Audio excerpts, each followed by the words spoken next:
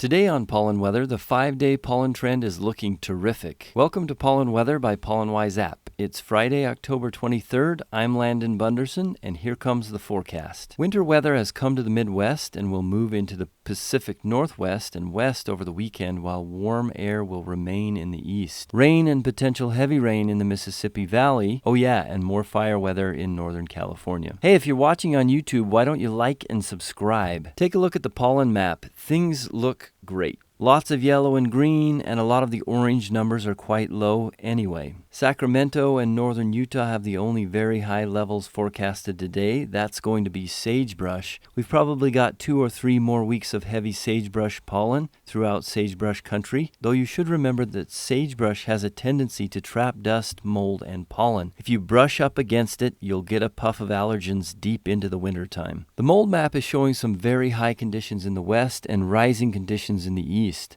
This is the time of year, now that the pollen is tapering off, that you can get an idea if mold is a major culprit of your suffering. If you're going to use the Pollen Wise app to its fullest potential and use it to avoid allergens or at least be prepared for them, you need to figure out what you're allergic to. Logging your symptoms in the app will help you keep track, and the pro version of the app will help you visualize the correlations and triangulate what you're allergic to. Or you can cheat. Just click on the link below the video in the app and get tested. It's affordable and virtually painless. Air quality maps are now on your screen. Not too bad. California and New York are the major trouble spots. Rain in the plains and Midwest have cleaned things up nicely out there. Today's featured map is the 5-day pollen trend, where we compare the last 5 days with the 5 days that preceded. And what do you know? Heavy decrease in pollen levels across much of the country. The coasts are neutral, but they've been low for a while, so that's not surprising. I think next week we'll switch to a 5-day mold trend map. But that's it for Friday. Have a good weekend. Thanks for listening. Remember, you can find previous episodes on the Pollen Channel on YouTube. If you're watching on YouTube, check out the Pollen Wise app, the only place for real hourly pollen and mold counts.